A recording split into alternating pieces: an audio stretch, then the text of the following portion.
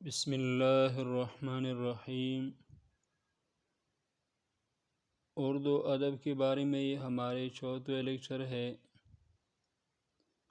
اس سے پہلے اردو ادب کے بارے میں اہم سوالات اور اس کے جوابات گزر چکی۔ اب اس لیکچر میں بھی امپارٹنٹ MCQs آپ کے سامنے کچھ گزار ہوں گے۔ تو فرسٹ آف آل ہے، مولانا شبلی کہاں پیدا ہوئی؟ بندول میں یا پانی پت میں یا بنارس میں یا لاہور میں؟ تو مولانا شبلی یہ بندول نام قصبے میں پیدا ہوئی۔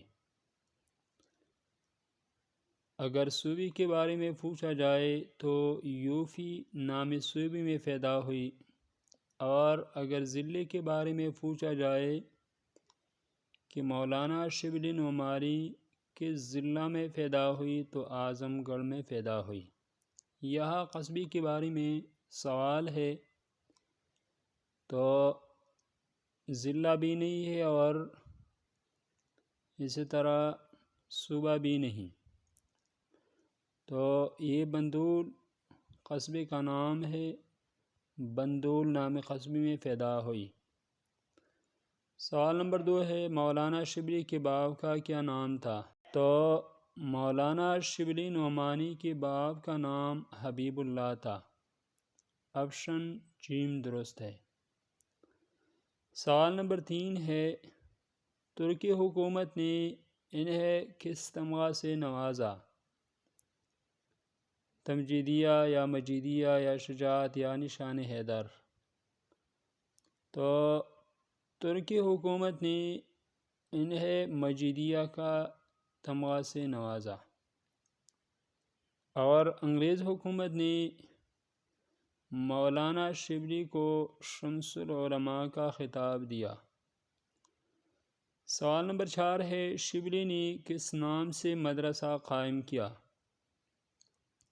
تو مولانا شبلی نے ندوۃ العلماء کے نام سے مدرسہ قائم کیا۔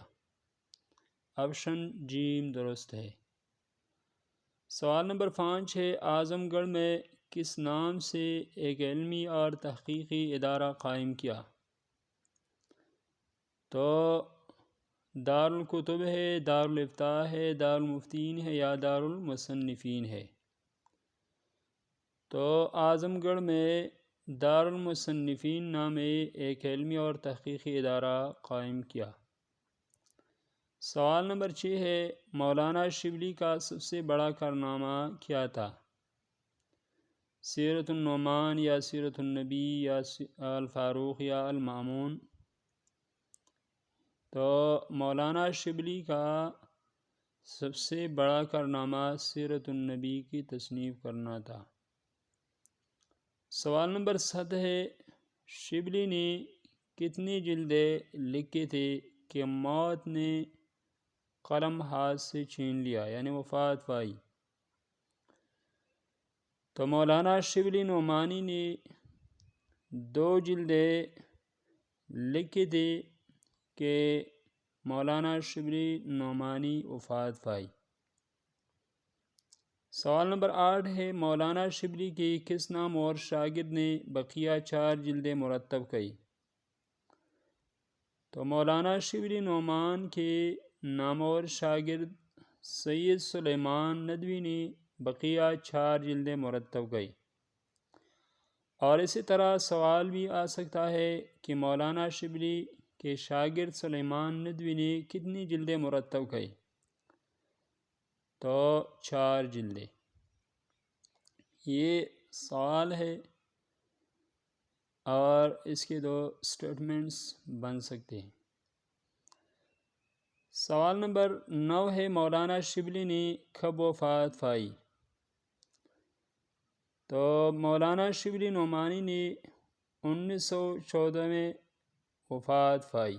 آپشن دال درست ہے۔ سوال نمبر 10 ہے، نصاب میں شامل سبق اخلاق نبوی کا مصنف کون ہے؟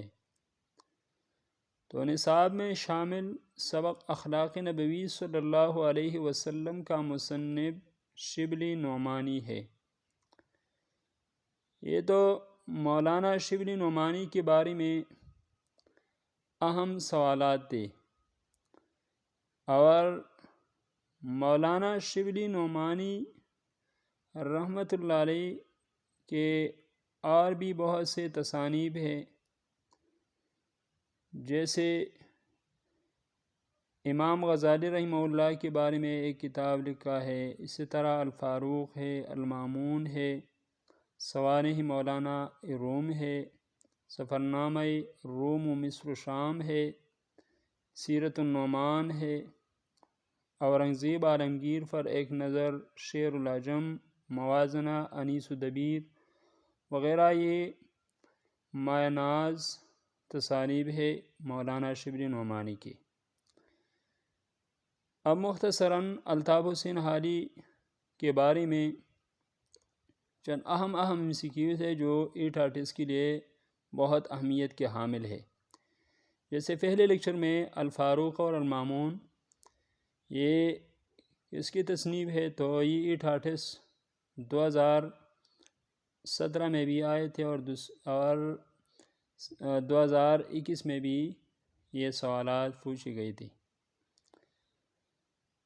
سوال نمبر 11 ہے، الطاف حسین حالی کہاں پیدا ہوئی؟ اعظم گڑھ میں، پانی پت میں، بجنور میں یا ریہڑ میں؟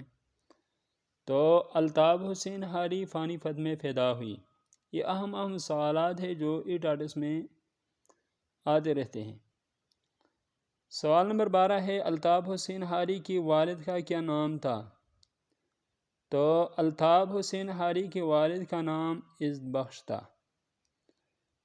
سوال نمبر 13 ہے، الطاف حسین حالی نے کس کی فرمائش پر اپنی مشہور نظم مد جزر اسلام لکھی؟ تو مولانا الطاف حسین حالی نے سر سید احمد خان کی فرمائش پر مد جزر اسلام لکھی۔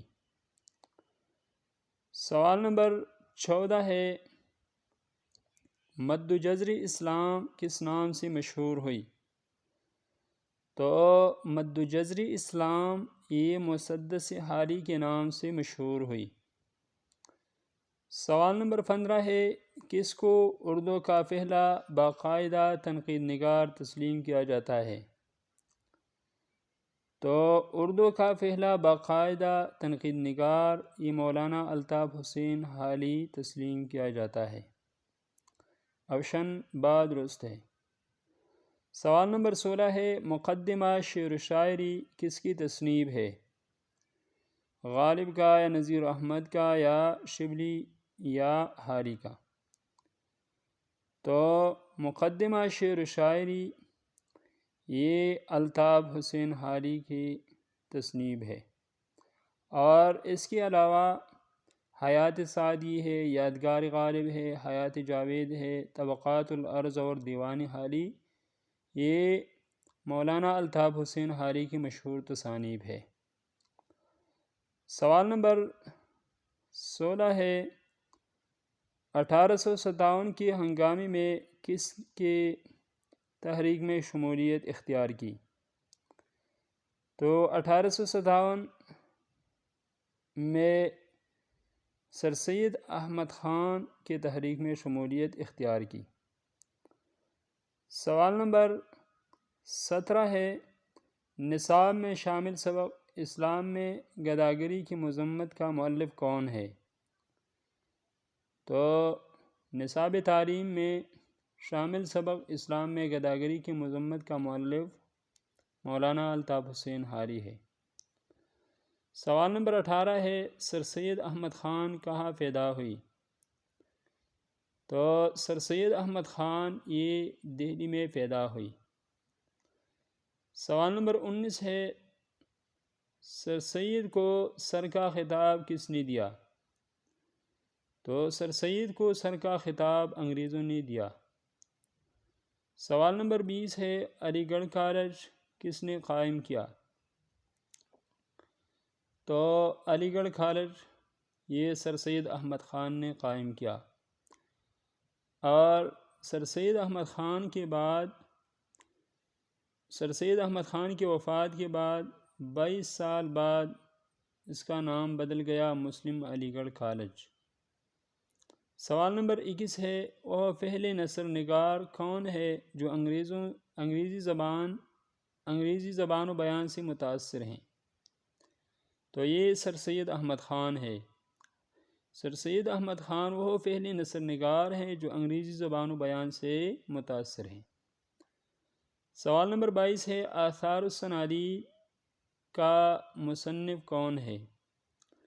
تو آثار السنادید کا مصنف سر سید احمد خان ہے، اور اس کے علاوہ اور بھی تصانیف ہے، جیسے تاریخ سرکشی بجنور، اسباب بغاوت ہند، خطبات احمدیہ، تہذیب الاخلاق اور مقالات سر سید۔